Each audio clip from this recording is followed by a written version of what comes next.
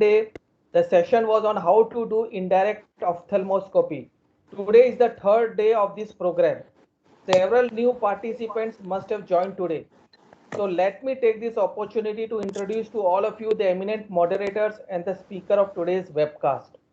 Dr. Saurav Sinha is an executive director at BBI Foundation, Kolkata. He has been in exclusive VR practice for the last 20 years. He was a senior consultant at Shankar Nethralaya, Chennai, and then the medical director at SN Kolkata. He has delivered more than 250 talks at international and national meetings. Dr. Saurav Sinha is one of the moderators of today's program.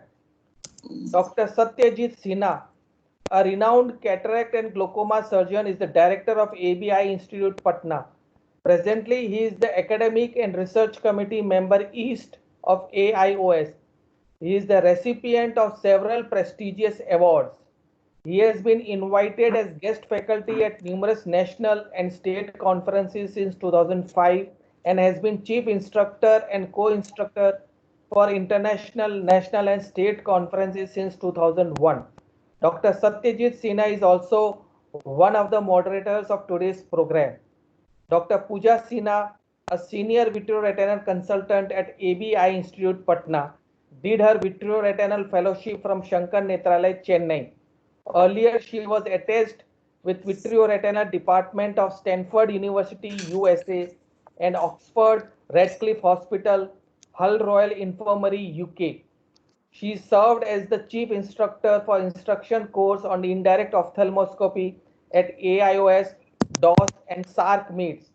Awarded with Dr. D.K. Bose Gold Medal for Best Paper Presentation and Appreciation Award for her work from national and international society like UNICEF. Dr. Pooja Sinha is also one of the moderators of today's program. Dr. Manisha Agarwal, a senior VR consultant, is the head VR and UVR services and head research department at Dr. Shroff's Charity Eye Hospital, Delhi.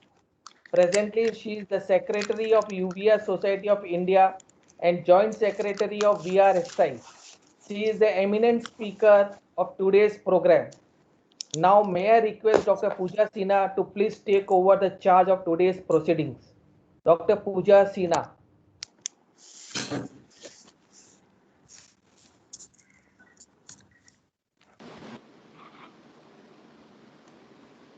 I think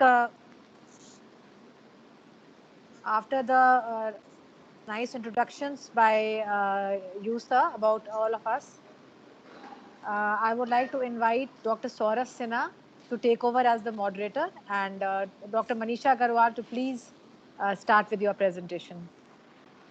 Thank you so much.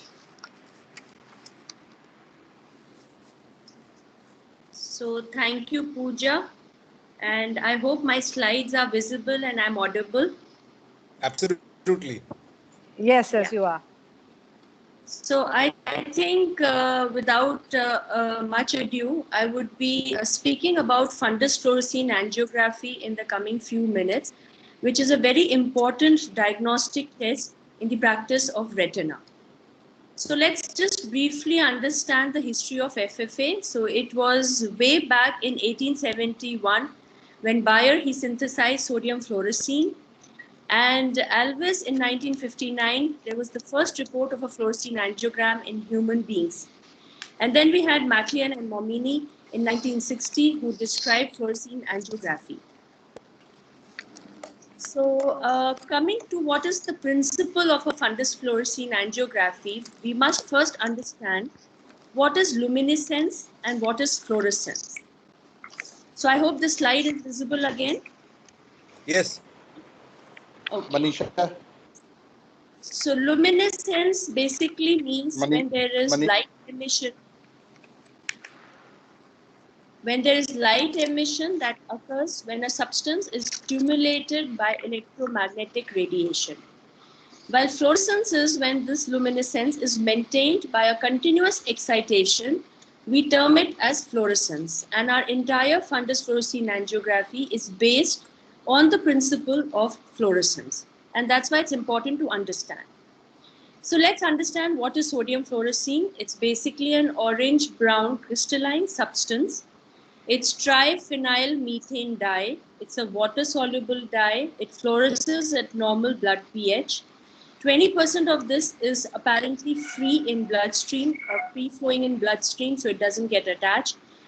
Its absorption range is in the blue light range, which is between 465 to 490 nanometers, while it emits the light in the range, which is a higher range in the green light color range, which is 520 to 530 nanometers. So in the entire concept or the principle of fundus fluorescein angiography is based on this, where the sodium fluorescein dye molecules are going to be absorbing the light in the blue range, and they're going to be emitting the light in a higher range, that is in the green range. So we have an excitation taking place in the green, in the blue range, and we have the emission, which is going to be taking place in the green range. So the normal behavior of fluorescein in the eye is, when we want to know which all structures in the eye it's going to be identifying or to help us identify, the choroidal vascular network apparently is freely permeable to sodium fluorescein. So if you don't have the sodium fluorescein staying on within the choroidal vascular network, we will not be able to image it. It's only those structures which are impermeable to dye, such as the reticulation, or we have the RPE which are impermeable, we will be able to or we will be able to image the structure. So primarily this diagnostic procedure is known where we would like to see the vasculature and the RPE. So this is just diagrammatic representation of the same thing. Here you have the choroidal vessel, what you are seeing.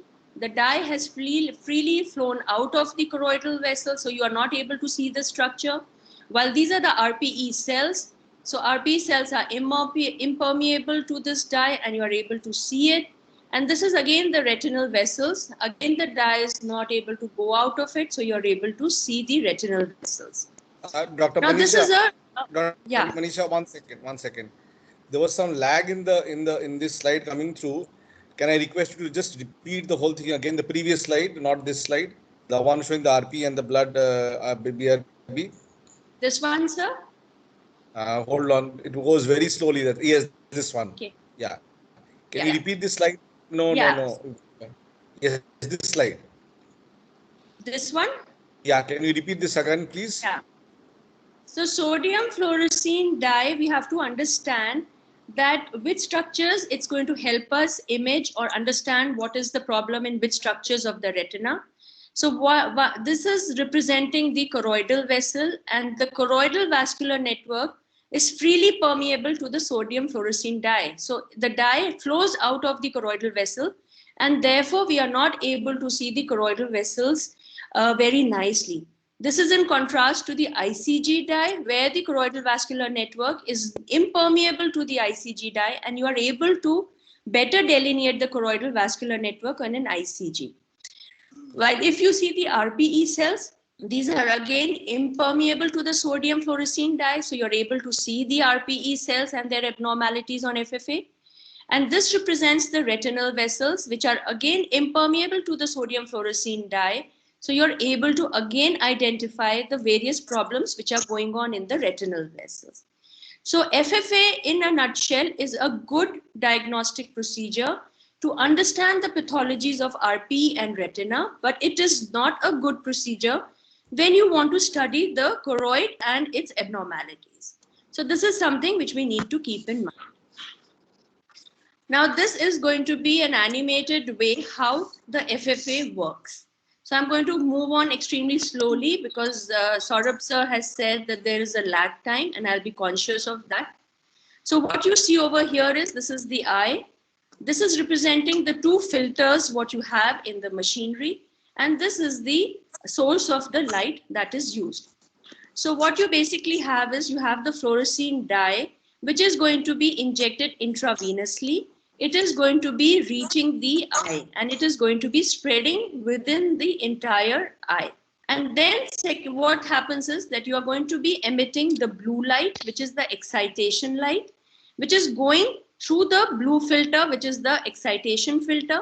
which will not allow any other range of the light to pass through it. So it's only the blue light which will pass through it.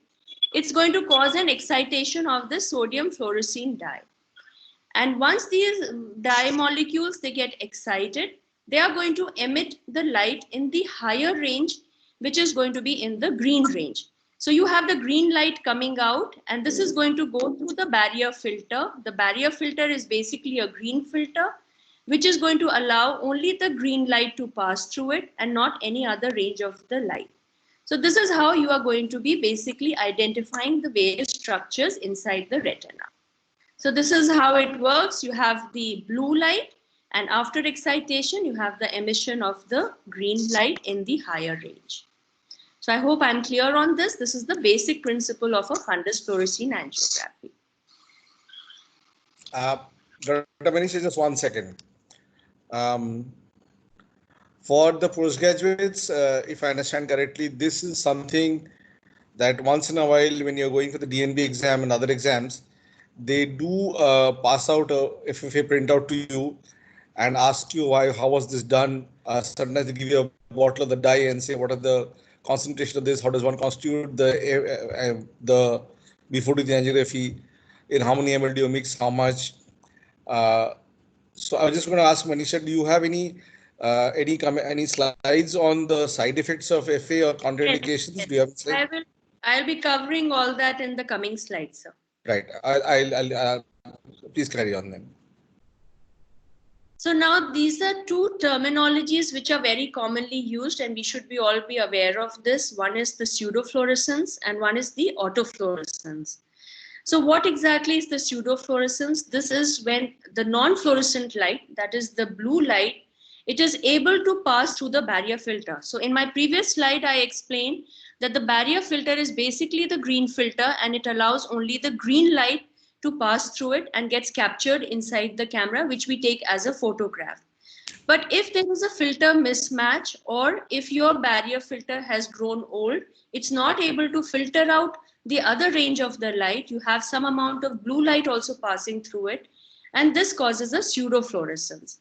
While autofluorescence is the emission of light in the yellow-green spectrum when illuminated by the blue light, even in the absence of the dye. So here autofluorescence would be that you have not injected any dye, but you're already seeing some amount of fluorescence happening. And this is something very common which can happen, like you have an optic nerve head drusen, which can have an autofluorescence. So you will be able to see fluorescence even before you've injected the dye. An astrocytic hematoma, again, you can have a autofluorescence from the astrocytic hematoma, and you would feel surprised, how come I'm getting a fluorescence when I've not injected the dye? So these are the few of the pathologies where they fluoresce even before the injection of the dye. So we have to be aware of these two terminologies. Now let's understand what is the equipment involved when we do a fundus fluorescein angiography. So you have a fundus camera and you have the auxiliary equipment. You have the fluorescein dye, and this is going to be a 20% dye, which is going to be dissolved in 3 ml. It comes in a 3 ml vial, and it is going to be dissolved in the solution, that is the injection, which is going to be used for injecting your fluorescein dye. So basically the injection which is available for any dissolution. And then you have the standard emergency equipment, because you have to understand this is an invasive procedure. So you have to be prepared to be dealing with any kind of an adverse reaction. Now, I think this is something extremely important. You cannot plunge into doing a fundus fluorescein angiography without taking an informed consent. And this is a medico-legal, it can create a medico-legal problem, because you may land up with very severe adverse reactions, because one needs to understand you are injecting a dye into a patient and his body may react adversely. The second problem is that there is no kind of an allergy test that you can do with this fluorescein dye. So there's something you have to be mentally prepared. So if you are dealing with a patient who's previously undergone an FFA without any problems, you can be comfortable that he's not going to react adversely. But if you are doing a fundus fluorescein angiography in a new patient who's never undergone this test, then you have to be a little more extra cautious. And informed consent, however, is taken before doing this particular procedure in every patient and every time. You have to also check that the pupils are well dilated. You must have all these things in place, like you must have the vial of the dye, you must have the scalp needle, you must have the syringes ready. Your fundus camera should be ready, so you should have already clicked your photographs, like the red free filter photograph, the color fundus photograph, and then only you should say, okay, everything is working fine, and I can plunge into doing a fundus fluorescein angiography. You must sometimes also, some people who are not having a file number, it's a good idea to do an identification photograph, which will help you to know that this FFA belongs to which patient. You must check the patient positioning, that he is comfortable, because during the procedure, it may be a little difficult to change the position. And then, of course, a color photograph, you have to check out the focusing, what is the illumination that you are using. All that needs to be checked before you plunge into an FFA finally. So the first step is to do a red-free photograph, which is with the use of the green filter. This is an extremely important photograph. And like I think you had a discussion yesterday also, that when we are using an indirect ophthalmoscopy, you sometimes are using a blue filter and sometimes we use a green filter. And now we know that the green filter is extremely important for identifying pathologies or lesions, which are going to be like a microaneurysm or like seeing the blood vessels, which are better delineated with a green filter. And if you are wanting to see the dye, sometimes the patient starts vomiting, is not very cooperative while sitting on the fundus camera, and you are losing time. You want to know where the leakage of the dye is taking place. So that is again another point where you can use your indirect with the blue filter on, and you would be able to identify where the leakage of the fluorescein dye is taking place inside the eye. So these are again certain more uses of your blue filter of the indirect, and the red free photograph I just mentioned why it is important before you go ahead and do your fundus fluorescein angiography. So to take a pre-injection photograph, and this will basically help you identify any kind of the autofluorescence that you are having or any kind of the pseudofluorescence that you are having. Then you start injecting the dye and simultaneously you start the timer.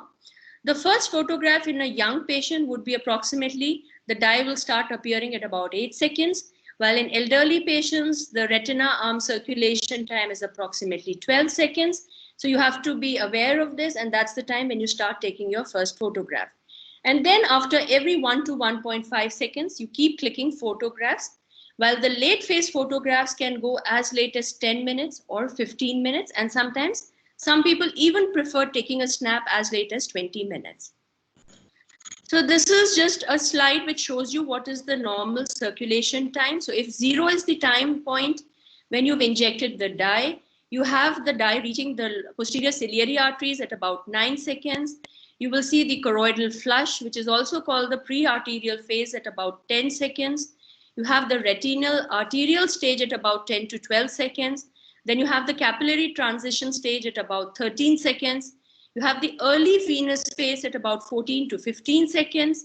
You have the venous stage and the late venous stage, which are going to be between 16 to 20 seconds. And then the late staining will take place at about 5 minutes. So this is important.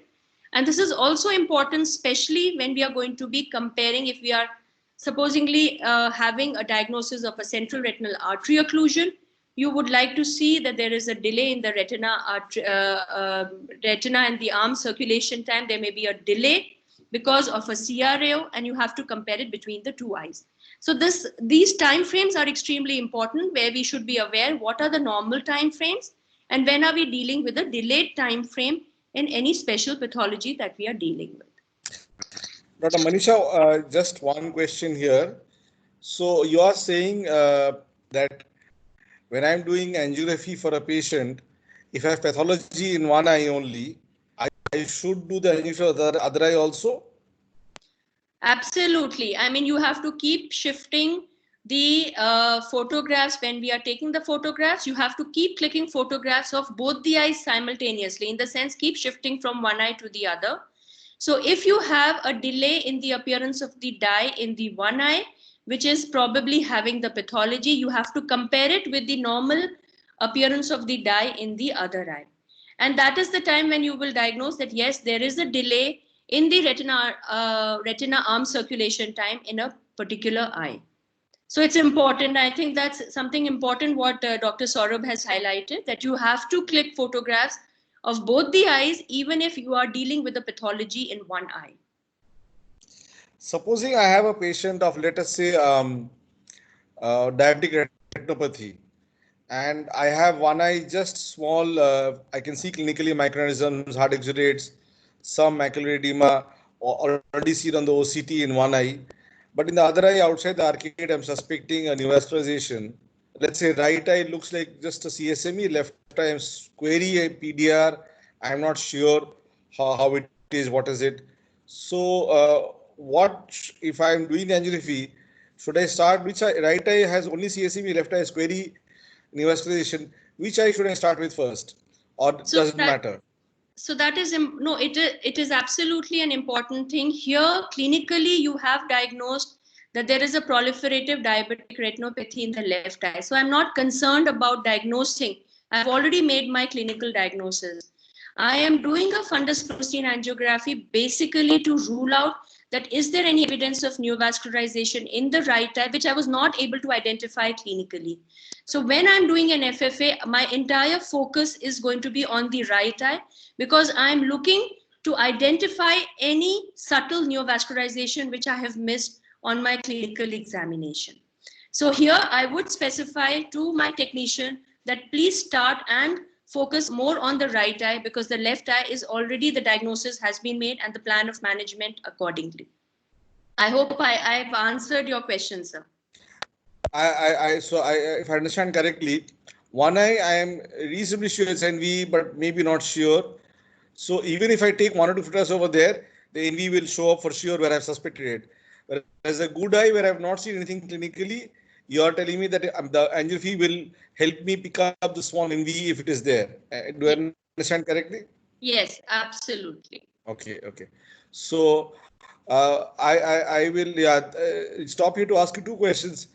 Dr. Anubhav had asked this question before, and I had taken a photo of that. But another questions I'm not really able to understand myself also. Why do FFA films, I'll repeat that again, Dr. Manisha. Why do FFA films and prints, there is a printout that you have on FFA film, appear black and white, in spite the emission is in the yellow-green range? I didn't understand that. So what he's saying is when you've got the green filter, yellow-green range, the emission is there. Why does it be black and white? So the contrast is the maximum in the black and white photographs. When you are identifying any of the structures of the eye, when we are doing an OCT also, now earlier we used to all see the colored photographs of an OCT. But now we all prefer a black and white photograph of the OCT because the contrast is the highest in a black and white photograph. And that applies the same to an angiography also, that here also you want to capture the images in a black and white frame because the contrast of the images is going to be the maximum. Okay. Now let's move on to the various. Sorry, we'll finish off the 3 questions over here. Okay, the questions, the chat box, the questions move up. Dr. Kapil has asked a specific question. If venous route cannot be accessed, I'm assuming, then oral route of fluorescence can be performed. Can it be performed? His question is that. So Dr. Kapil, I will be just coming. I have a slide on oral fundus fluorescein angiography also. So I will be just telling you about that in a short while. There is a question from Dr. Priyanka. Why is skin test for hypersensitivity not done routine with FFA? I repeat the question. Why is skin sensitivity for hypersensitivity not done routinely with FFA? Okay. So here, why we cannot do a skin hypersensitivity test with the fluorescein dye, because it's an extremely irritant dye. And if you're going to do an intradermal test, you can actually land up the patient in an anaphylactic reaction. The only way of ruling out that the patient may have a problem when you're doing it for the first time is that don't give a bolus of your dye. You have to do a slow injection. Your photographs may be a little not as high quality as you would expect because you've done a slow injection. The ideal way of doing it is as a bolus injection. But it has been seen that if, God forbid, the patient is to have any adverse reaction, with the slow injection, the adverse reaction is not going to be so much there.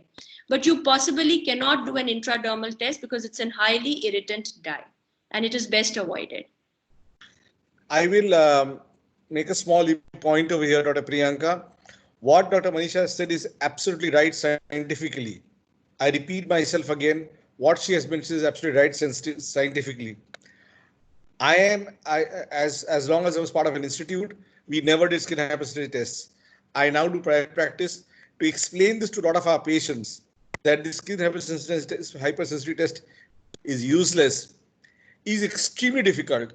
It is also extremely difficult to explain to a lot of our physicians who are doctors, who are not ophthalmologists. Very few understand the importance of this.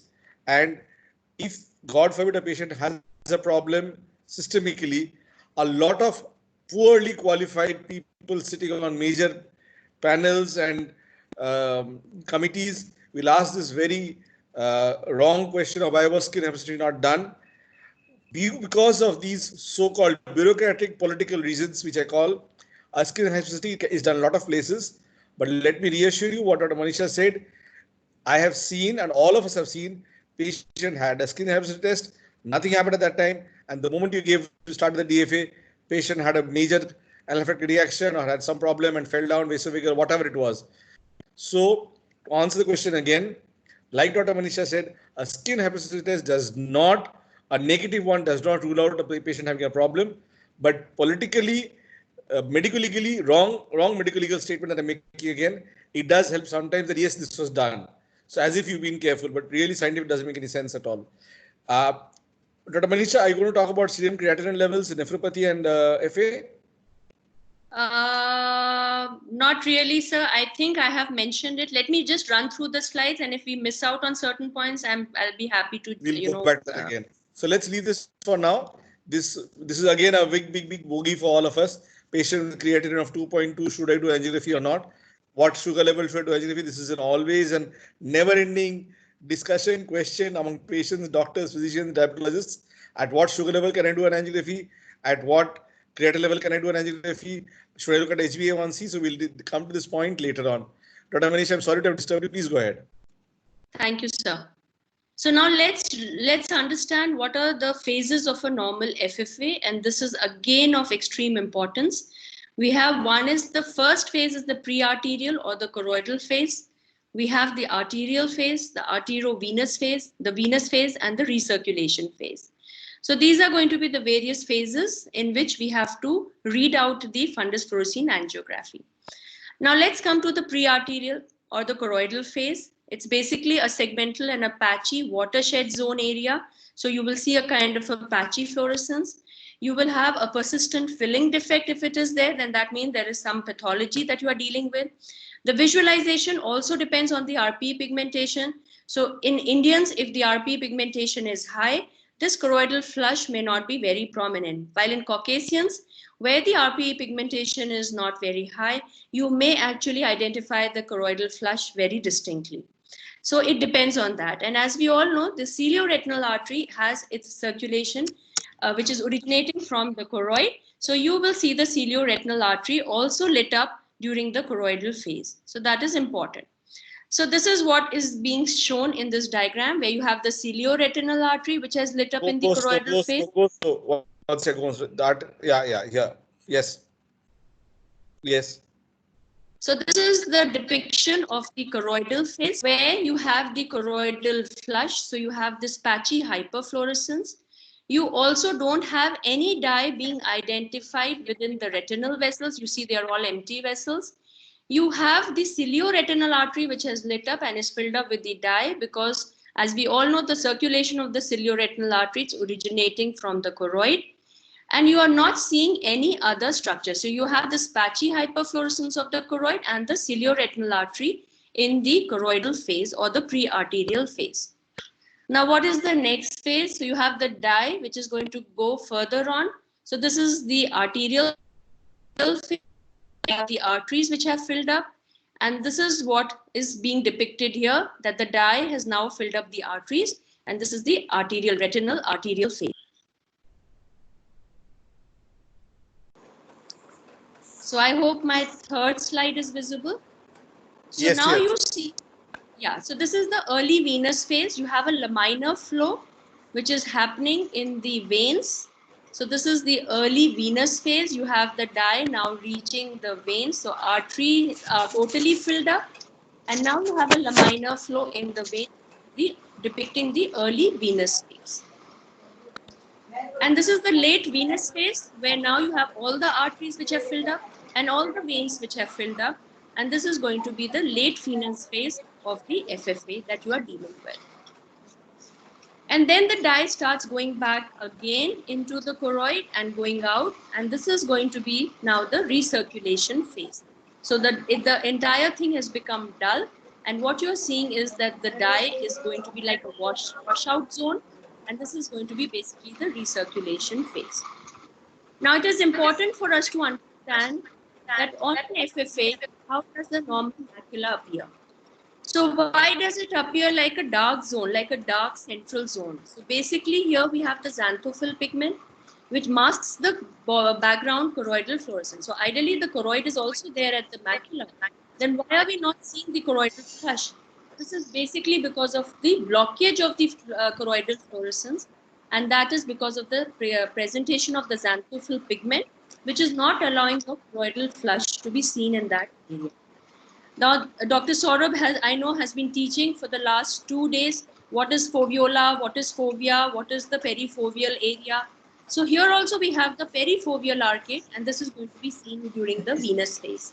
And we have then the free anastomosis of the retinal capillaries, which is going to be around the macula. So this is important for us to understand that what is the kind of standing the macula. standing खड़े होके So we Yeah. have the Dr. Manisha just खड़े one होकर क्यों सजा थोड़ी मिल रही है? Dr. Manisha one वैसे ही second. फ्लैट खड़े होकर दर्द होते हैं पैर. Can I just request everybody to mute their mics, please? Yeah. Manisha, before you start, I will ask a question. I know a lot of you attended yesterday's and day first days. Because she said that angiography wise also there is a different xanthophyll pigment here. The macula looks different over here. I will ask you, yesterday we had said anatomical, not yesterday, day for yesterday. On the first day we had said anatomically there is a difference in the macula regarding the orientation of the layers of the retina, and which is why we have specific diseases and accumulation of fluid over there. We mentioned that over there. I want that some of you can very short in the message box write what you feel, or if you can answer the question as what are the difference in the anatomical structure of the retina and the macula. Charul, first Intas वालों को तो कुछ देना पड़ेगा doctor Charul को. Head layer oblique doctor Anushree, doctor Charul, excellent. Dr. Priyanka, excellent. So top 3 names I've put on over there. Please, INTAS people, take down these 3 names. Dr. Charul, Dr. Anushri and Priyanka. So 3 for the Manvi, you are there in the list for CME, I agree with you. But top 3 names, please take down Dr. Charul, Dr. Anushri and Priyanka. My request to all these 3 doctors, Dr. Charul, Anushri and Priyanka, if you can in the message box indicate which medical college and which city you belong to, the INTAS people will want to, I hopefully congratulate you and maybe pass on a small gift to you. I hope so they do it. Charul, Anushri and Priyanka. The 3 of you, please put your name of your college and which city you are in. Thank you. We'll go ahead, Manisha, with the question, with your presentation. Sorry for that commercial break. That's okay, sir. Everybody needs a break. So now let's understand the normal optic disc. So in the choroidal phase, the deeper vessels are seen at the level of the lamina cribrosa. 2 other capillary networks are identified. One is the epipapillary plexus and the radial peripapillary plexus. And in the late phase, you see the staining of the disc. So this is something for us to just, have it in our mind. Now, these are those various adverse reactions, which Dr. Saurabh was also just mentioning a few minutes back. So as far as mild is concerned, you can have a yellow staining of the skin or the urine. You can have a photosensitivity reaction. You can have nausea and vomiting, giddiness and paresthesia. These are mild. While you can have a severe allergic reaction in the form of urticaria, bronchospasm, angioedema and an anaphylactic shock. Believe me, I myself, I've been into VR practice, and there have been occasions when we had to shift the patient to an ICU straight away after doing an FFA. So this is a procedure which is not to be taken lightly. And all the NABH accredited hospitals, when they come for an audit, they are very particular in checking out your zone where you are performing your fundus fluorescein angiography. Because the maximum problems that can happen in an eye hospital is the area where you are conducting an FFA. They check that whether you are having all your things in place to deal with any of the adverse reactions that may happen while you are conducting an FFA. So one has to not take this procedure lightly. And then, of course, one of the doctors just now asked, why can't you do an hypersensitivity reaction? So you can actually land up having a skin necrosis, lymphangitis, secondary to injection or the extravasation of this dye into your intradermal space or subdermal space. So you have to be extremely careful when you are handling this dye. So when you have extravasation of the dye, you have to check out whether there is the proper placement of your IV needle. You have to have a good illumination to identify. So what happens sometimes? You've placed your scalp vein, you dim out the lights of the room, and you keep injecting the dye, and it is very late that you identify that there has been a displacement of your cannula or there has been a counter, and all your dye has gone into the subdermal space. And that is too late because the patient will then have a severe pain and a reaction. So one has to be having some kind of a focused light over the arm of the patient to identify such a problem much earlier. You must have ice packs and antihistaminics ready to deal with such a problem. You have to also counsel the patient. He may come back running to you that I have an extremely yellow urine. So you have to tell them that there could be a discoloration of skin and urine. And this may last for about 24 hours till the entire dye is washed out of their body. And you can also have nausea and vomiting secondary to the dye injection.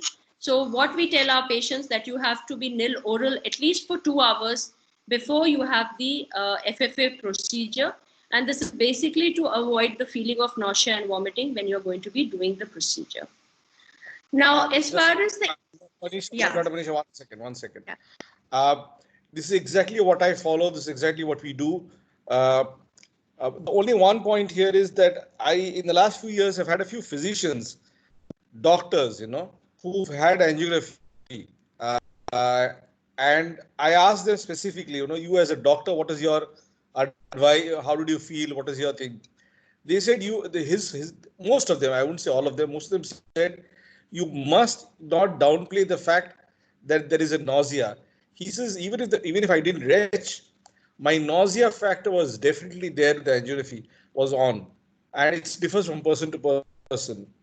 And by far, all the physicians, all these doctors of whatever specialty, they all said, why do you say 2 hours of nil by mouth only 2 hours?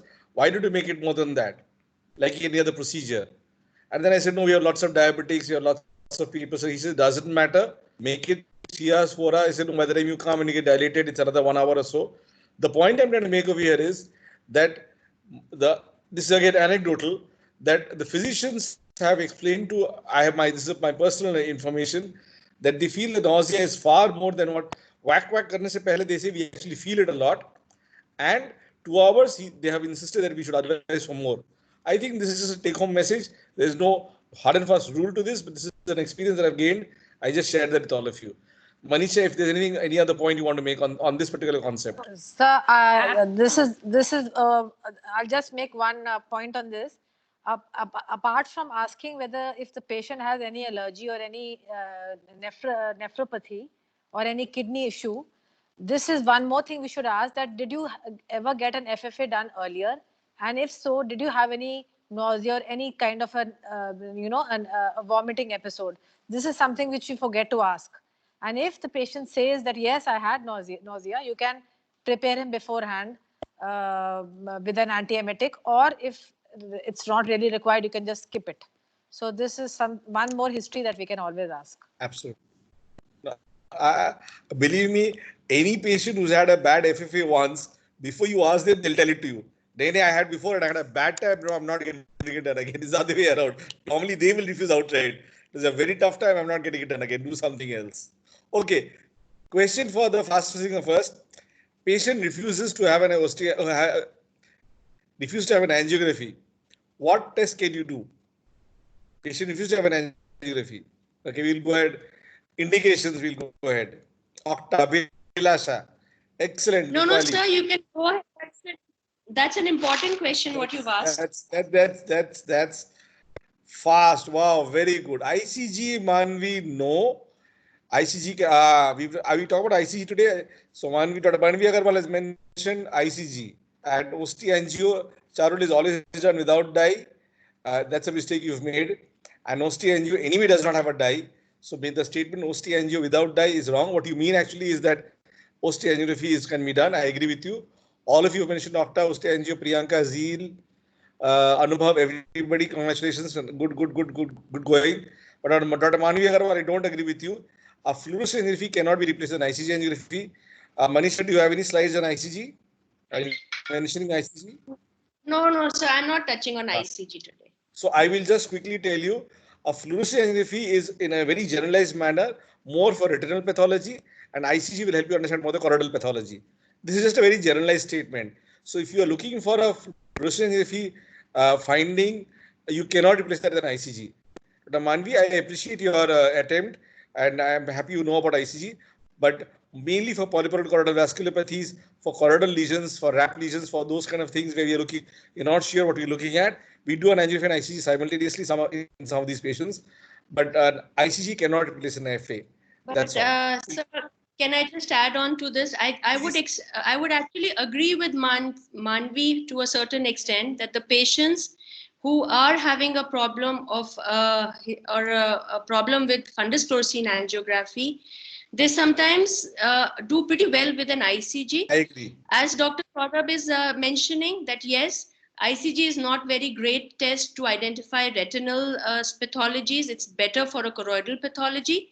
But if you are not left with any option, then ICG very much can be done in a patient who has a history of a problem with an FFA. Okay, so let's move on to the indications of fundus fluorescein angiography. So one would be that you want to make or you want to confirm any diagnosis. It could be any lesion that is present and you want to confirm how it behaves on an FFA, which will help you to confirm your diagnosis. Sometimes it could also be to assess the prognosis. For example, you are dealing with a retinal vascular disease, like you are dealing with a branch retinal vein occlusion. You want to see how this patient is going to fare in future. You want to see how is the macular perfusion. You can identify it very well on a fundus fluorescein angiography. Now, again, to identify or determine the need for treatment. So supposingly, I have a patient, like Dr. Saurabh was just mentioning a few minutes back, you have a patient of diabetic retinopathy, but you are not sure whether the patient is having proliferative diabetic retinopathy and is in need of a panretinal photocoagulation. You can again identify those lesions and take a decision for your treatment. Sometimes also it helps to monitor the progress of the disease. For example, you want to see how has been the effect of your treatment, like for a laser of CNVM, a medical treatment for CME. So you can actually monitor how has been the response to treatment. Now we had a question coming back a few minutes, which was on oral fundus fluorescein angiography. So again, this is something which can be done when there is an intolerance to IV fluorescein. And this is something very useful for small children where they will not be cooperative for getting an IV cannula fixed. So these are two indications where you can do an oral FFA. You can also very easily do it for simple macular pathologies like a CME where you don't need extensive peripheral photographs, and it can be very well done with an oral FFA. So here you have 5 ml of 20% dye, and this is given, these are in the form of tablets, which are dissolved in the orange juice, and you can be given in the for the oral FFA. The concentration of the dye remains the same, but it is just that it comes in the form of tablets rather than a liquid. Or the other option is that you can, as was just being discussed, that if you don't want to do an FFA, then yes, you have other diagnostic modalities available. And then you have to hear the retina arms, the time, by the time when you take the oral dye and the dye will start appearing in the retina, it's much longer in comparison when you have injected the dye intravenously. So probably you'll have to wait for something like a 30 minutes before you start appreciating the dye in the retina. So here you have to patiently wait before you start clicking your first photograph. Now, this is an important segment of my presentation where we need to understand hyperfluorescence term and the hypofluorescence. And we also need to understand that what exactly are the various types of lesions which can cause hyperfluorescence. So let's see, hyperfluorescence can be caused by leakage across the blood-retinal barrier. It can be caused because of the pooling in fluid spaces, and it can be caused because of staining. So these are three things which can cause hyperfluorescence. So if you come to the inner retina, you have microaneurysms, you have retinal new vessels. If you have it in the outer area, then you could have the choroidal new vessels like a CNVM. When we talk of pooling in the fluid spaces, like you have a serous retinal detachment, so the dye collects within that space, like in a central serous retinopathy.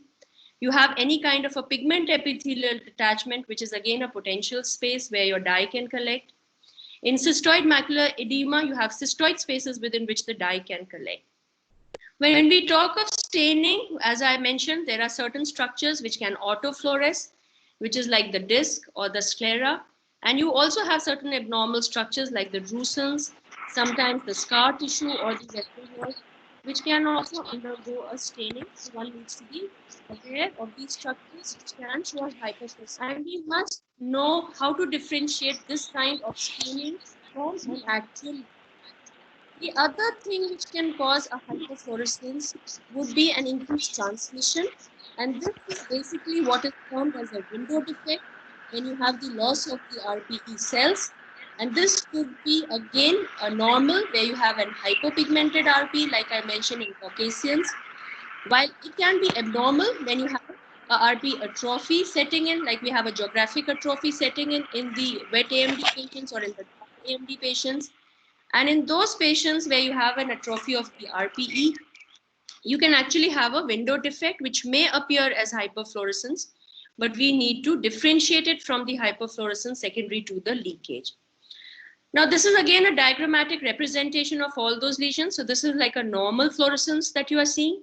Here you are seeing the hyperfluorescence, which is because of the incompetent retinal vessels. So this is because of the leakage of the dye from retinal vessels or retinal capillaries.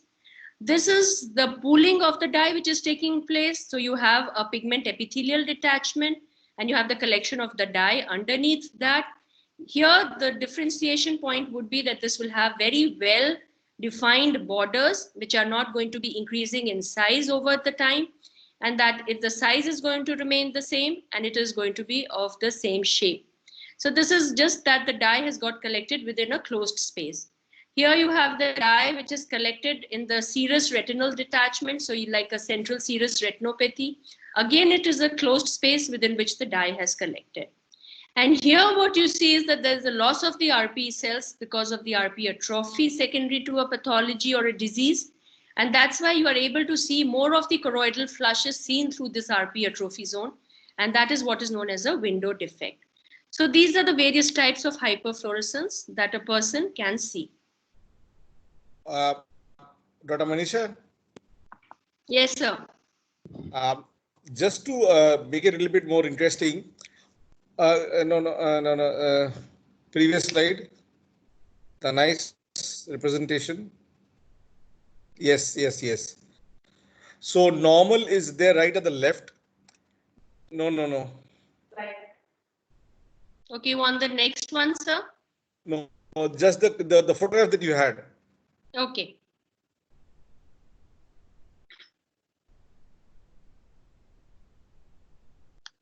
I'm having a problem in going ahead. Okay.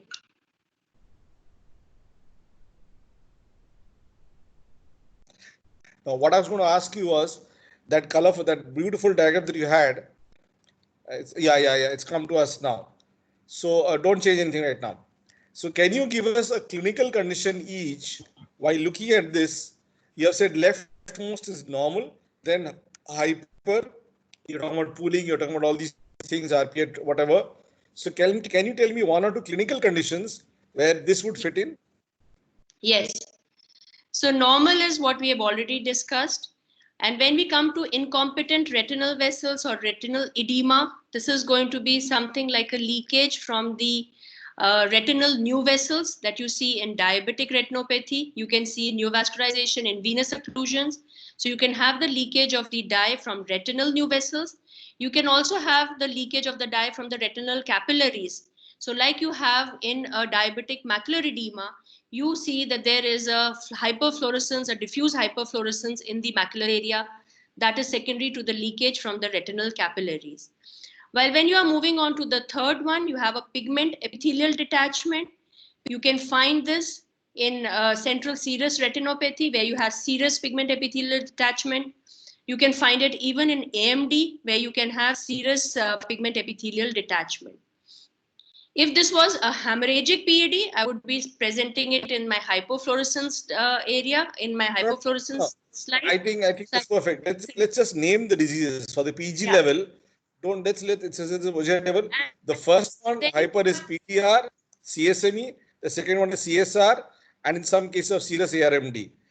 Right. That's what we. The last one, the third, where you are seeing a window defect, is something like you have an RP atrophy, a geographic atrophy that you see in a dry ARMD. You can be seeing a window defect over there. Absolutely correct. So we discussed the pathophysiology of it, and we also correlated some disease processes where we will see this over here. Right. Let's go ahead, please. So now coming to hypofluorescence. So we have the masking of the normal dye transit, which is called the blocked fluorescence. And this could be secondary to media opacities. It could be because of secondary to accumulation of the pigment or because of something else. So if we have media opacities such as vitreous hemorrhage is there, you have very dense cataract or a very dense corneal opacity, you may not be able to capture the images very properly. And in that situation, the whole image may appear very dark and you may term it as a hypofluorescence, where you're not able to get the normal fluorescence. Then you have the pigment accumulation, or you could have an accumulation. So you have the pigment or you have the accumulation of the blood. So you have the blood, which could be in the pre-retinal zone, or it could be in the intraretinal or the subretinal. So blood at any level, you will be getting a hypofluorescence, and this would primarily be because of the blockage of the underlying choroidal fluorescence, which you are not able to see. The third condition could be where you could have an abnormal pigment accumulation, which again is not going to allow the choroidal flush to be seen through. So these are all examples of blocked fluorescence.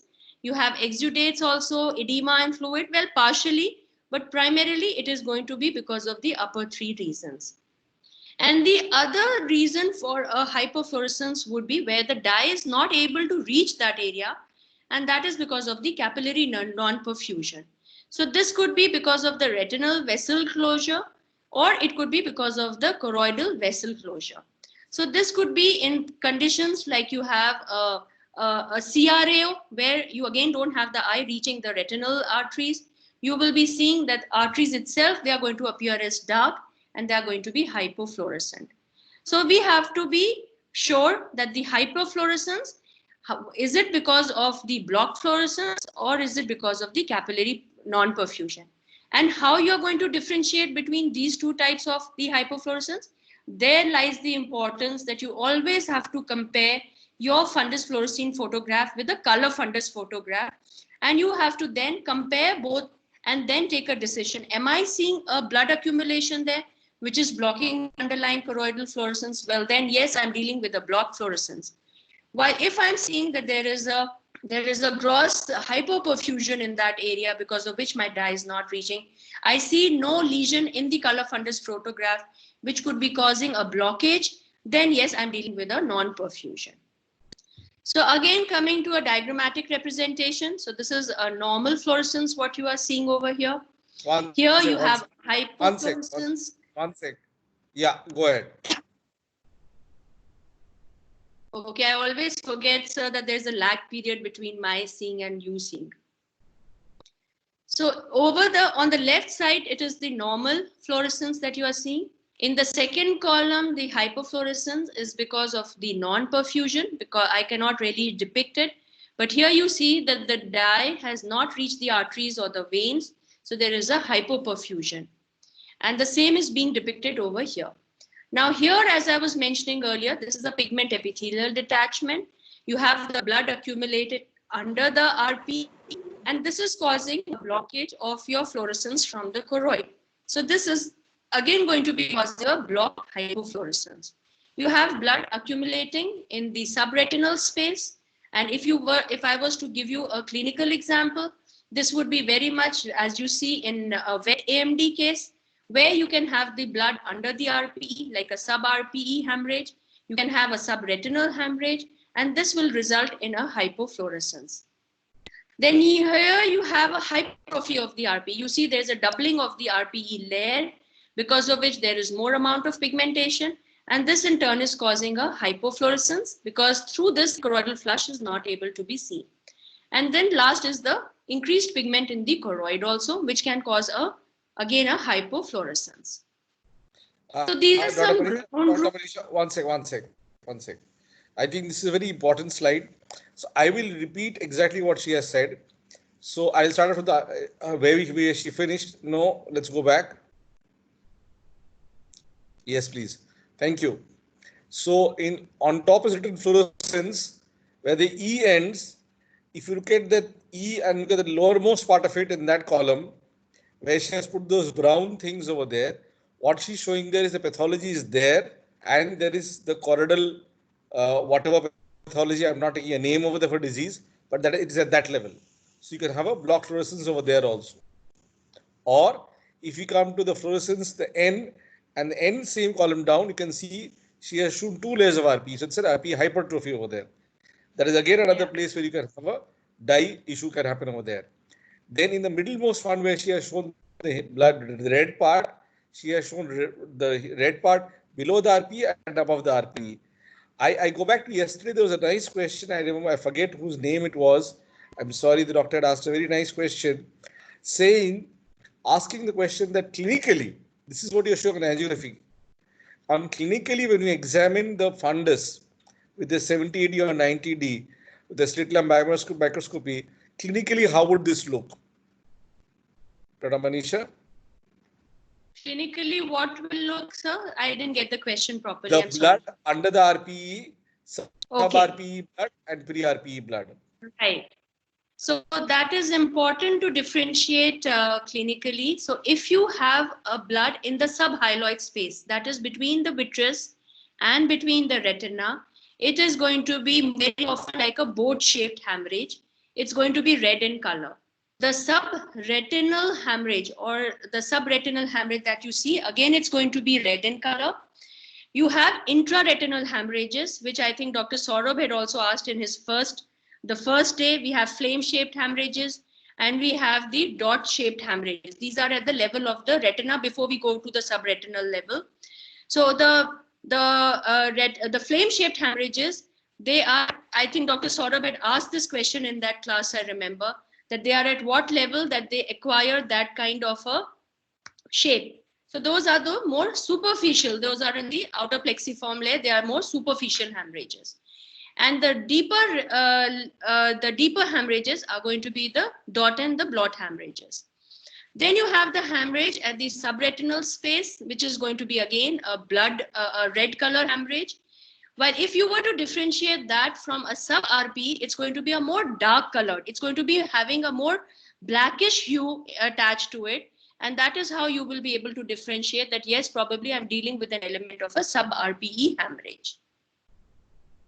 I agree with you. This is the point I think this is the question was asked, that anything which is very dark, maroonish, blackish is sub-RPE, more redder, more fresh, more bright is preretinal heme. Can we move ahead? Thank you so much, Manisha. Now, these are some of the ground rules which I have made, which I always highlight to my fellows.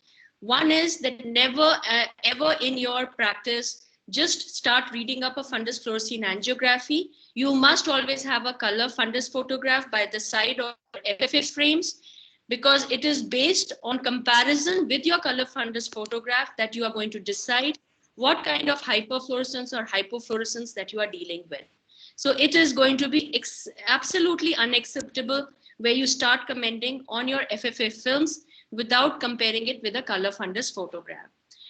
Then when you start reading out an FFA, it's important that you start which eye color fundus photograph or which eye FFA you are describing, and also start from describing the optic nerve head. Then you also have to, this is again the same point, that to correlate the findings of your FFA with the fundus photograph. And then you have to always see how that lesion behaves in your early, mid, and the late frames of the FFA, based on which you are going to decide, I am dealing with staining, I am dealing with pooling, I am dealing with a leakage. And this is going to be only based on how that lesion is going to behave throughout the FFA, and it cannot be based on just one frame that you are seeing. Now, this is very often where a lot of people in today's time, they keep asking whether we are having, can an OCT replace an FFA? So that's why I purposely put this slide there. So FFA basically gives a topographic view of the retina, helping in delineating the treatable lesions and macular ischemia, which possibly you can't see with a regular OCT, though on an OCT-A, you can make out these days some element of macular ischemia. While on an OCT, what you see are the changes in the internal structure of the retina is what you see, which is not seen in an FFA. As far as OCT is concerned, you are measuring the central macular thickness in a reproducible manner. So there you can do actually a quantitative measure, while you cannot do a quantitative measure on an FFA. You are not able to quantify it. The response to the treatment can be very well measured again on an OCT, but a quantitative measure of your response cannot be done on an FFA. Leakage is something very important. Leakage from a lesion can be very well seen on an FFA. This is something which we can never see on an OCT. And I'm sure Dr. Saurabh will agree with me. In a lesion like a myopic CNVM, where we keep saying that the signs of an active CNVM are presence of subretinal fluid, subretinal hemorrhage.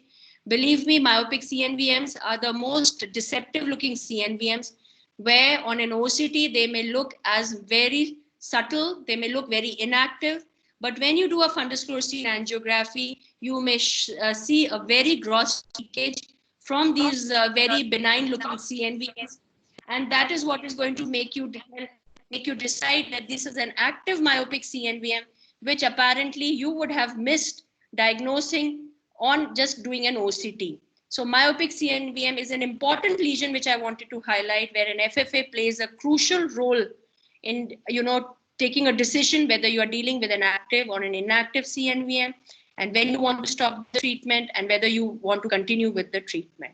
So this is an example which I wanted to quote to highlight that any lesion where you want to see the leakage, I think an FFA is going to be indispensable. Dr. Manisha, before you move ahead, so approximately how many more slides do you have? Now I'm just showing some photographs of common retinal pathologies, sir. So I think about maybe 6 to 7 slides. And do you have a CSR in that? Yes. Okay, because there's a question from Dr. Kapil which says how to differentiate PED and CSR on FA, and then he says both have pooling of dye. I repeat my question. Okay. He So says, I get your question, sir. Let me reach that slide where I'll show the photograph. I'll be able to explain Dr. Kapil well. Yeah, what is pooling of dye and why? What is PED? We'll go at that. Leakage and pooling. So let me go to my first pathology slide on an FFA. So I wish I could interact with all of you one-to-one, but what you see on a color fundus photograph is just a sclerosed vessel is what you are seeing. When you see your early frames, you see your mid frames, and you see your late frames, you see this whole network of vessels which is there in the supratemporal quadrant. You have these corkscrew kind of vessels which are present. You have a hypofluorescence in between. So whenever you are seeing an FFA, you see what are the areas of hypofluorescence that I'm seeing, what are the areas of hyperfluorescence I'm seeing, and then you try to clinically understand where could this hyper or hypofluorescence be originating from. So if I was to read this angiogram, I would say that, okay, I'm seeing these are the areas of hypofluorescence.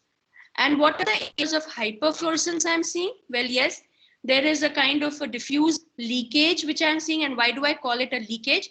Because if you see that the margins of this hyperfluorescence are becoming blurred as you move on from mid to the late phases. The size has expanded.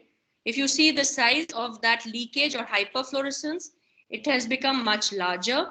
The margins have become more blurred. And this is how I am going to identify that I am dealing with an active leakage of the dye and not with a pooling or with a staining.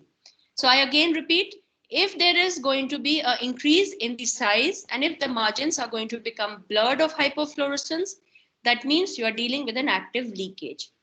Now, if we were to talk of the hypofluorescence, what kind of hypofluorescence? Am I dealing with a blocked hypofluorescence or am I dealing with a hypofluorescence secondary to capillary non-perfusion?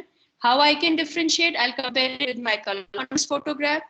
I see no lesion over here. I see no hyperpigmentation. I see no blood, which could have blocked my choroidal flush in this area, but I still see a dark area. So probably this hypofluorescence is secondary to the capillary non-perfusion or a capillary dropout. So I hope I'm clear on this. So we have hypofluorescence, which is because of the capillary dropout, while we have hyperfluorescence because of the leakage from the retinal capillaries. And the diagnosis that I make is a superotemporal BRPO. So this is how I will be running through my other images, and I would be happy if Dr. Saurabh can even ask questions and we can get answers related to the images. Now this is another image that I am showing. So you have a color fundus photograph. So somebody asked that what kind of a hemorrhage. You are seeing a red color hemorrhage surrounding this lacy kind of a lesion over here. Manisha, 1 minute. Can we make it interesting by, you have shown that, let me try and interpret what you are showing. So what I see in the left up photograph is a color photo of the left eye. I can see a red lesions in the center portion of the macula. They are sort of a C-shaped with inverted C-shape at the macula. I can see a whitish gray area at the center area of the macula, and therefore I assume there was some pathology in the macula in the left eye. I have done, and I'm now looking at the right upper part of the fluoroscintigraphy, and I can make out that some of the vessels are white, some of the vessels are black. So I'm assuming that this is an early phase, even though I have a severe complaint against all angiographies being done nowadays, where nobody puts a timing on top. And I think it's absolutely mandatory. We should go back to the good old days when having a timing on the top was an absolute necessity, which is not there in most of our printouts nowadays. So I can see in this one that there is some kind of the central area that we're talking about. The place which is red in my color photograph looks like that it is darkish black over there.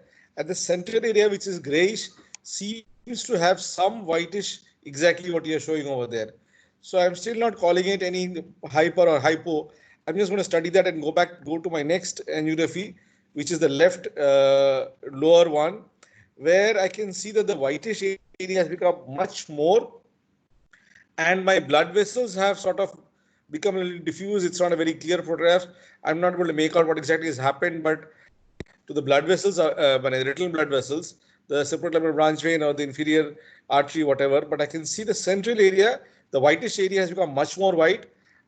So I think the hyperfluorescence has definitely increased, and therefore I can see and I can see the blackish area has become more black. When I come to the right lowermost one, the blood vessels are definitely, I have gone to a much later phase over here, and I can again make out that the central area is sort of areas which are whitish, and definitely the superior to that and the other part, the temporal part of it, of that lesion, is more black in nature.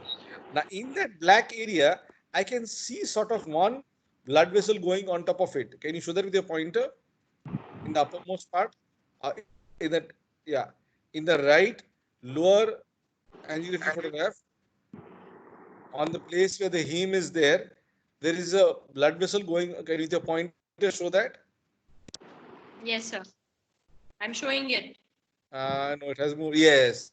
So I'm now guessing, if I see this one only, that this is definitely not very anterior, it is more of a deeper layers because the blood vessel is going on top of it. So sometimes these are small hints. You have a poor photograph, somebody sends you only 3 or 4 of them, I draw the whole angiography. Based on the color photo and this, I have a central hyperfluorescence area. I have around that surrounding a hyperfluorescent area. So I would say that that's probably a blocked fluorescence, and this is hyperfluorescence leaking from the lower layers of the retina because initially it was there. And I'm probably looking at a CNVM is what I would like to say. Dr. Manisha, is my interpretation correct, or anything you would like to add to that? Absolutely. One more tip I would like to give is that when you are running from your color fundus to the early, mid, and the late frames, follow each area of hyperfluorescence and hypofluorescence throughout the frames. So if I'm starting from this area where I know there is a hemorrhage, and you are seeing this area appear as dark, and Dr. Saurabh very rightly mentioned, you are seeing the blood vessels coming over it. Somebody, Dr. Kapil, I think, had previously asked, how do you differentiate between subretinal and sub-RPE? So sub-RPE and subretinal will appear the same, where you will see these retinal blood vessels coming over those hemorrhages. You will not be able to differentiate between the two. But if you had a pre-retinal hemorrhage, like you had a subhyaloid hemorrhage or a vitreous hemorrhage, then you would not have been able to see even the retinal vessels. So you can differentiate between a subretinal, sub-RPE and a subhyaloid hemorrhage. So the hyperfluorescent area remains more or less the same. And why it is going to be appearing a little different? Because you have an expanding area of the hyperfluorescence, which is secondary to the leakage of the dye from this active CNVM. So this is a very classic CNVM, which is typically described in textbooks as a lacy pattern. And you have, why do I say it's a leakage? Because you see that the margins are becoming blurred and the size is increasing. So you have an early hyperfluorescence. You have well delineated margins, but they become blurred and they become much larger in size. That's why we say that it is a leakage what we are dealing with. Just to confuse the issue, Dr. Manisha, suppose I'm not so good at what as good as retina, and that blood was very small. I'm not very appreciate. I couldn't make out the blood very well. Maybe a small dot over there. Why is this not a CSR? It's not a CSR. Yeah, why is it on a CSR leakage? Which one, sir? This particular patient. Oh, okay. So let us, I think it will be a good idea if I show you the CSR. So in a CSR, what happens is you're going to be having I think let's see the CSR, sir, and then probably your question will take it up. Okay. I would also ask, there's an excellent question in the chat box. Dr. Aparna, I have a statement. There were the 3 things. First, I asked you all to put your name of college and city. 3 people, I forgot the names, and you all have not done that.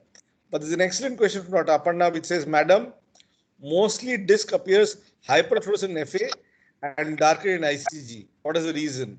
So we'll come back to that later on. You have to answer the question, Manisha. Please don't forget to answer the question. Hyperfluorescent disc in FA and darker in ICG. We'll answer that later on. Aparna will definitely answer your question, not Aparna. Thank you. We'll go to the next slide.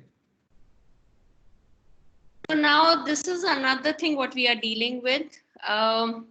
So what you're seeing over here is that you have the macular area over here. You are just seeing a dark area. And this is, I'm sure, again, I had explained how the normal macula looks over here. But you see that this is a little much larger than the foveal avascular zone that we typically see in a normal FFA. And in the middle phase, you have a kind of a stippled hyperfluorescence which is appearing. And then this hyperfluorescence increases further. So what is happening is that you are dealing with a hyperfluorescence which is suddenly appearing. You don't know what is the source of this hyperfluorescence. It is in the central area. And what you're having is the leakage which is happening from the choroidal vessels is what you're getting. And this is very classically described in an occult CNVM where you don't know what is the source of this particular leakage which is happening, and it's originating from choroidal vessels, and it's described as late leakage of an undetermined source. I have now a deciform. No, I have a complaint here. Go back.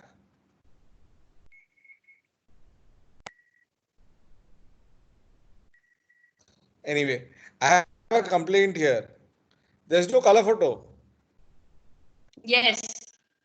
I'm so happy So you I will not raised that interpret question. this. So I will not interpret this as long as there's no color photo, there's no timing, Absolutely. there are no early phase. So I'm not commenting Absolutely, on sir. this. I will accept your Your objections. it is probably a scar, and your fellow who does the thing, angiography, has just hyper exposure ज़्यादा कर दिया, and he says this is a CNP which is active. I say no, this is a scar. So I will not accept this. I am confused on Okay. this. I So this is take the your point. objections, sir. We will skip this. This is the point that Manish was trying to make, that unless there is a color photograph, unless the timings are correct, unless you can see all the phases, the description that she made of the early phase, mid phase, venous phase, late phase, why was she hammering home all those things, is to make a correct diagnosis. You need to have the color photo, you need to have red photograph, you need to see the other eye how it is, you need to go through each point specifically, and then only can you come to a diagnosis. Shall I will not venture into this one also. I know what this looks like. I'll let you do this. You written the diagnosis below, so we leave it at that. Manisha, please go ahead with this one. So actually, I'd hidden these diagnoses. I don't know, my animation is not working. But what I had basically, if you see the color fundus photograph, now what you need to understand, you are seeing a circle over here, okay? So this circle, when you see through all the images, though it's not very distinct over here, if you find something like this throughout your images, you have to make a diagnosis that it's an artifact. Probably there is something on the lens, which is appearing exactly at the same place, and it is of the same size throughout your images. So please don't misinterpret it as a lesion. The second point I want to make again is that you see a hemorrhage over here, okay? Now this is a more dark colored hemorrhage what you are seeing in this particular photograph, though this photograph is not of a very good quality. And you again see a blocked fluorescence corresponding to this hemorrhage. Again, the retinal vessels, they are visible over it, but because of the appearance of this more darkish color hemorrhage, probably what we are dealing with is a sub-RPE hemorrhage. What we are seeing on a color fundus photograph is like a scar tissue over here. You are seeing hyperfluorescence over here. If you see, there is a minimal increase in the intensity of this hyperfluorescence in comparison between the mid and the late frames. It is not increasing in the size. The size is remaining the same. The intensity has very marginally increased. And that is why I am going to say that it is more of a staining what I'm dealing with, and not an active leakage, because there is not, the margins have not become blurred, the size have not increased. What I see is just a minimal increase in the hyperfluorescence. Okay, so this is the type of the staining what you are going to be dealing with. So I have made a little quiz to make it a little more interesting. I think Dr. Saurabh, Manisha, before we go ahead, I will request the INTAS people to make note of these three people over here: Dr. Priyanka, Dr. Charod, and Arushri from Patna, Navsari, and I missed that, Pune. The INTAS people must congratulate them. Even if you don't do anything, give them a book, do something. But please go to the departments and make sure that others know that they did a good job over here. The three of them, the three names that we had over here. Thank you so much. Which college are they from? One was Navsari, Gujarat, Pune, DY Patil, and Patna. One lady was there from Patna. Priyanka, Charul, and I've got the name again. Sorry. So before we go to quiz, Manisha, there's a question that we have. Sorry, Manisha, one second. Good evening, madam. Excellent presentation. Very useful. My question: when I do a this is going ahead. I'm sorry. Somebody from the INTAS group, there was a nice question. It moves with the fundus camera. Is it to avoid the black shadow? Dr. Gopal from Vishakhapatnam Hospital, Vishakhapatnam, had asked this question. The question has moved up. Can I ask Manish ji, can you just get back the question for me from Dr. Gopal, Vishakhapatnam? That's one question which we have to get back to. I missed the question halfway through. Anubhav has asked, Dr. Anubhav has asked, ma'am, how to differentiate between staining and window defect? Are they the same? Staining and window defect. Dr. Manisha? So as I mentioned earlier, that you cannot just do a spot diagnosis in an FFA. You have to always correlate what you are seeing clinically. So when I was to differentiate between a staining and between a window defect, I will always go back to my color fundus photograph, see what is the lesion I'm seeing. If I'm seeing an atrophy patch there, there is loss of RPE over that area. In my color fundus photograph, I'm dealing with a window defect. While if I'm seeing a lesion which will take up the dye stain, which is like a scar tissue, like I just showed you, it is not going to be a window defect, then it is probably what you are dealing with is a staining. The other thing is going to be that, yeah. Sorry. Dr. Anubhav, I think ma'am said very correctly. I'll make it even simpler. Both staining and window defect are both hyperfluorescence. Like she said, you have to see clinically what was there on the color photo, what is the diagnosis, and then go to the angiography. So a scar tissue which is there in the retinal tissue, where it takes up a dye minimally, it does not increase in size, it does not increase in hyperfluorescence too much, that will be a staining. And like she said, clinically you can see an RP atrophy, that will give a window defect. But mind you, like your question is, both are hyperfluorescence, but differentiating is not through angiography, is more through clinical and angiographic correlation. Sorry, Manisha, go ahead. Okay, so I have a few, interesting fundus fluorescein angiography images. And I'm sure, I hope I don't give the opportunity to Dr. Saurabh to complain that there's no color fundus photograph. So we do have a color fundus photograph over here. And how would you like to go about it, Dr. Saurabh? Do we ask somebody to identify, or do you want me to describe it? Okay, one second. This will go away again. Hold on, Manisha. This is again a second time Manisha has put in. This is from Dr. Venkat. Good evening. Excellent presentation, very useful. My question: when I do an FA, I sometimes get a shadow obscuring macular details. It moves with the fundus camera. Is there a trick to avoid the black shadow? Manisha, you understand this question? Gopal's question. No, sir. Your voice was breaking, so I couldn't understand the whole question. So when I do a FA, I sometimes get a shadow obscuring macular details. Okay. It moves with the fundus camera. Okay. So is that a whistling you're dealing with? Vice ring is a possibility.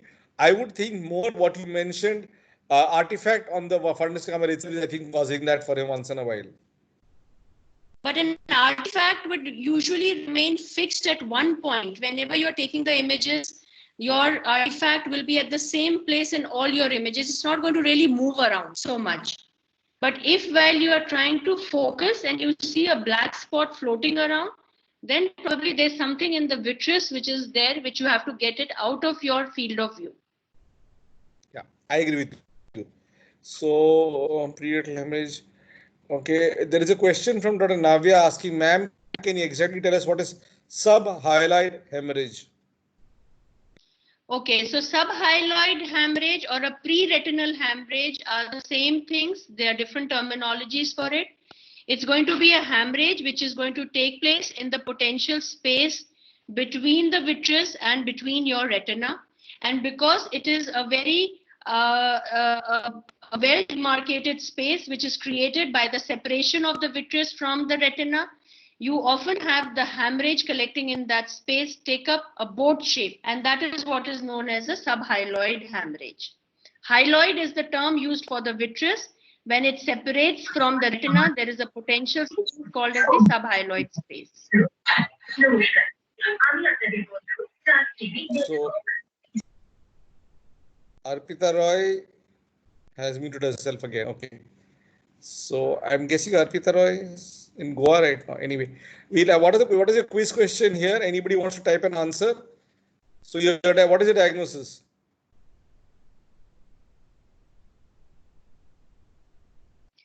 So I will just go ahead till the time other people are putting in their answers. Have a hemorrhage, which is obvious. No, Manisha, there's a question there. Point to differentiate between CSR and central staining. And no, sorry. Want to differentiate between CSR and VKH on FA. Okay. Unfortunately, won't be able to show a VKH over here. But if you were to see the FFA of a VKH, you are going to have multiple pinpoint leaks which are going to be spread out. They're not going to be just a few leaks that you see on a multifocal CSR. You may see 4 to 5 leaks. In a unifocal CSR, you may see 1 leak. In a VKH, you will see multiple pinpoint leaks which are going to be there throughout the area. They may be more concentrated on the macular area, but they can extend beyond the macular area also. And also there is going to be a pooling of the dye within the subretinal space or the subretinal serous detachment, which is going to be more or less the same as you see in a CSR or you see in a VKH. But believe me, sometimes even we as clinicians are a little confused between VKH and CSR. The two most important things where I would like to differentiate would be you will see a hot disc. You will see a leakage from the optic nerve head, which is a sign of inflammation, which you will see in VKH, but the disc is not going to be hot in a CSR, again helping you to differentiate between the two. And if you do an OCT, again, there are classical differences between the OCT images of both these pathologies. But if you were to differentiate Manisha, on an FFA, I know I'm being a little rude, but we are coming to the end of the presentation, so keep your answers much shorter. And we've had some answers to your question, your quiz here. Somebody's mentioned CNVM with the subretinal hemorrhage. Would you pass that as a PG level answer? I would pass that to a certain extent. Yes, I would pass that to a certain extent. Yes. Would you want to do an ICG in this patient? Yeah, but the exact diagnosis would be an IPCV, and that is also a variant of AMD, so I will give that to you. Right. So ICG is a possibility to do over here, ICG? Yes, ICG is going to be very much helpful in this pathology. Yeah. Now let's move on to the next FFA image, and this is what you see over here. You have this hyperfluorescence, which is right over the area or in the perifoveal area. This is a hyperfluorescence, which is petaloid shaped. If you see, these are like a petals of a flower, which is surrounding Manisha, this area. I will stop there. Manisha, I'll stop you there. The PGs are fantastic. They've already answered CAB. We discussed this yesterday. So you've done a good photograph. We have lots of answers. Manish, Manvi, Priyanka, Abhilasha, Aparna, Donna, everybody's answered your questions. So we have Let's move on to this one. We are doing a good job. You and me are doing a good job. Pooja and Sati are doing a good job. So let's hold on. They'll answer your question. Don't even bother to show what it is there. I'm just keeping quiet. I'm keeping quiet because I have a dry mouth now. Yeah. So PDR, somebody's mentioned PDR. I accept that. NVD, somebody's mentioned that. Rupali's mentioned NVD. So I accept that. Can we go to the next quiz question if you have any more? Aparna has mentioned PDR. So here again, so I will just make a quick point of here. This is a slide in the right side, which corresponds to the hemorrhage over there, which is a blocked fluorescence. Yes. And we can see all these multiple neovascularizations over there. So the hyperfluorescence over there. And far temporally in the right eye over here, this is the right eye, there are some capillary non-perfusion over there. And there is some leak for the microaneurysms also over there. So the multiple types of hyperfluorescence over here, for the microaneurysms from the NVE, both of them, and block fluorescence from the prenatal hemorrhages also. So this is the case of PDR. I basically put up this image for anybody to differentiate. This is that if somebody says, why is this a pre-retinal hemorrhage and not a subretinal? Because here the retinal vessels, they are also blocked underneath this hypofluorescence. That is why this hemorrhage is much above the lesion or much above the retinal surface area. And what about the disc appearance? What She about hasn't shown the disc appearance. It's not clearly seen over here, but there is a leakage because you have a frank prolif over the optic nerve head. So there would be leakage. I disagree. I will not comment on that. I will not comment on any disc on seeing only one FA photograph. I will ask for at least 4 to 6 of them. That's exactly what I said, sir, that it is very difficult to comment on the disc just on one image. So you will not be able to really comment, but seeing to the color fundus photograph, you can predict what the image is going to be like. There is a question which Dr. Manvi has written again, and I'm sorry I missed it the first time.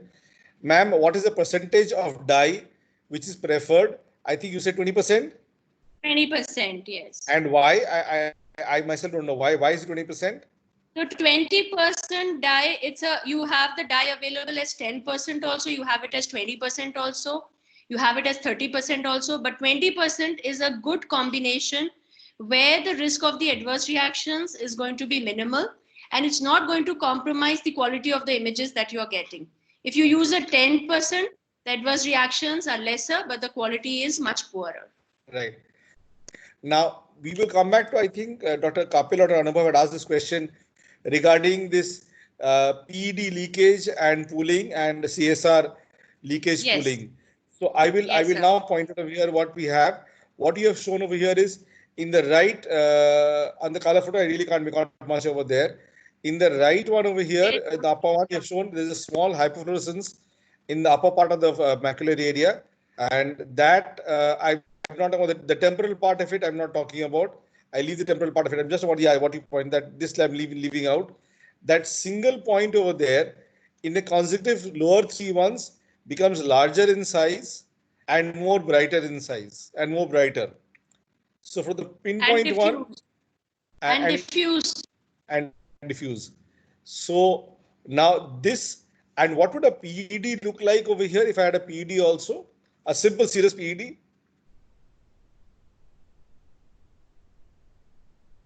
So this is actually a PED. This is a PED what you are having over here. Yeah. Because the PED size is not increasing, it's remain the same over the all four. Yes. So to answer your question over there, Dr. Kapil or Dr. Anu, I don't remember which one of you, asked a very important question. This is a slide, which is not a slide, the slide, which shows the leakage, hyperfluorescent leakage in case of, which is CSR, which is the upper pinpoint one, and the PED is pooling of the dye, which is not increasing in size. PED is localized one area. It's stuck in one place. The dye accumulates there and stays there. That eye size does not increase. Whereas in a leakage.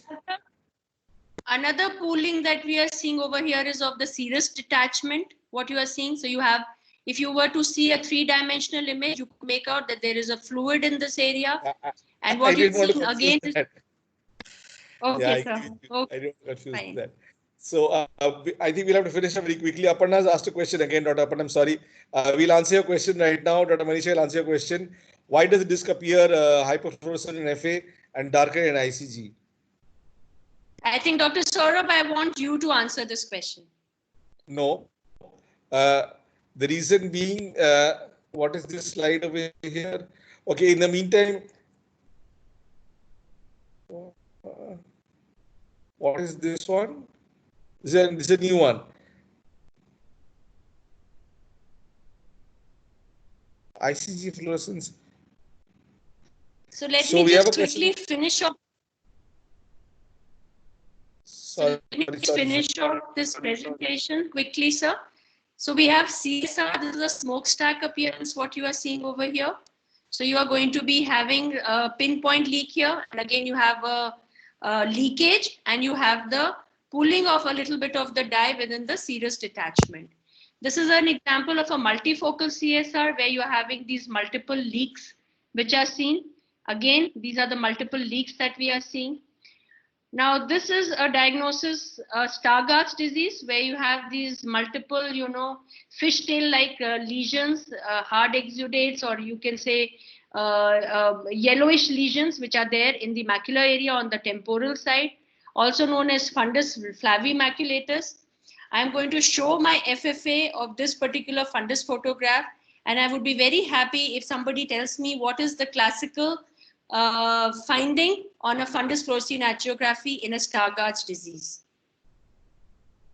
And this is my last slide.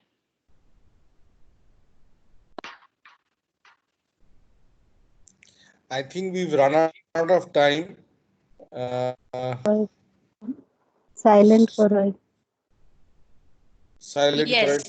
for right. Yeah, excellent. Very good answer. But as Snehanka said that we have two questions we will take up in the tomorrow session. What is the reason of smokestack appearance? Venkat has asked that, and we have the unanswered question of Manvi's answer, silent correct. the DFA and ICG, the thing. I think we'll take it up in tomorrow's class. Any other, sir, how to access this class? Who missed it? Dr. Aditya, please at the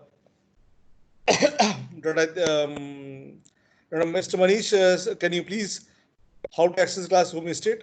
Can you post over here again the YouTube links for today and tomorrow, yesterday's ones? Dr. Aditya, they will be posting the links. We'll put up the links. Now, Manish, please repeat yourself again, Manish, sir. Yes, sir. We'll put up the YouTube link for day 1 and day 2 session again. And for today's session, we'll put the link for tomorrow, sir. Yeah. We will have every day wise and the links for YouTube. And the people, they can view the sessions at their convenience. Right. Thank you, sir. I'm in the process of sending all these YouTube links to everybody who is requesting for it, and you can write to me on eyesinha@gmail.com, eyesinha@gmail.com, and I will email you the YouTube link. The email is eyesinha@gmail.com. Go ahead. I'm done. I have another webinar to go to right now. I leave immediately. I have another webinar. I have already supposed to participate there. Thank you, everybody. I would like to thank Dr. Manisha Agarwal for the amazing presentation. I think everybody is going to save this YouTube for a very, very long time to come, this YouTube link and this lecture. It was so exhaustive and she covered everything so well. A lot of questions will be there which will be unanswered, which when I get an email, I can forward it to you and you can answer them. I am very grateful to Dr. Saurabh Sinha. I'm very grateful to Dr. Pooja Sinha and INTAS once again for the bringing this all together. Thank you, Dr. Manisha, for the amazing presentation. Thank you so much. Thank you, Dr. Satyajit, and thank you for having me over for this session. Thank you. I would like to thank all the participants also. And tomorrow the talk will be by Dr. Krishnendu on diabetic retinopathy. And Dr. Pooja and Dr. Saurabh Sinha will be doing the moderation. And I would like to request Dr. Manisha also to join us tomorrow. And we'll have a class on diabetic retinopathy. See you all tomorrow. Good night. Thank you very much and goodbye. Thank you. Thank you so much.